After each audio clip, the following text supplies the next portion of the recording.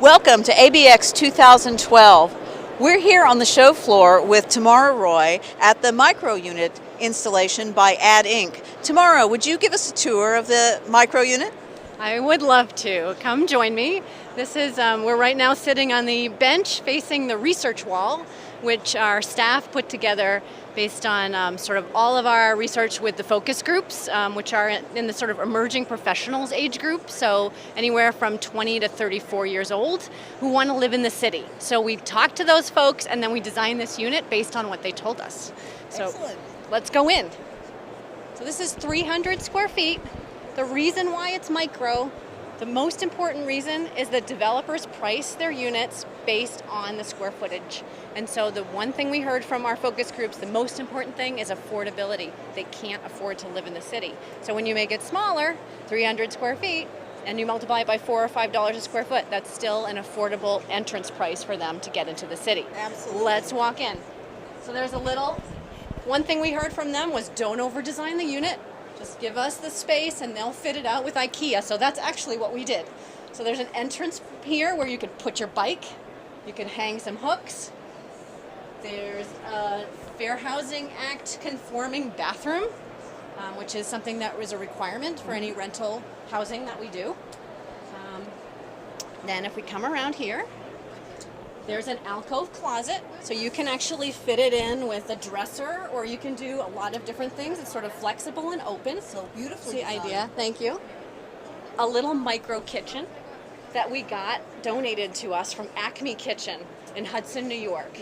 They make these all the time. What we heard from our focus groups was they don't cook that much, so they just need a little stove to make some pasta, some sauce, a little cute little refrigerator and freezer to keep some wine, a little bit of eggs, and your leftovers or takeout from your restaurant trips with your friends. Because these are people who are living out in the city. That's right. They're enjoying the amenities of being in the city.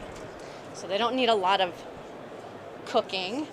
Then our group, which actually this has been designed by our young staff who are in the focus group age, including Aaron and Quentin and others, and it's just a wonderful group. So they said they'd like to have, you can't necessarily fit a big dining table, but you get this multi-purpose bar island with its stools. There's Dorothy, she also worked on the project. Interiors, as well as architects worked on this project. And then it sort of turns around and becomes a desk, which is great. They wanted something that would have a workspace. And so if you have a party in here, you can set it up buffet style and you can have folks sit in your living room. The biggest thing we heard from our focus group is give us a place to put the bed.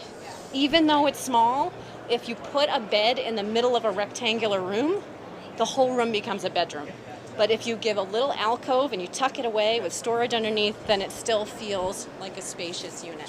So that's the way it's designed. This would be the TV wall, a bench. This actually would be a closet with a door. We didn't actually put the door in, build it, but you can imagine, small sofa, big open area of glass to get natural light in. Wonderful. Now, Tamara, are these under development? We are doing several projects in the Innovation District where it's a requirement of the mayor to put in micro units. So we have 2 floors of our project at Pier 4.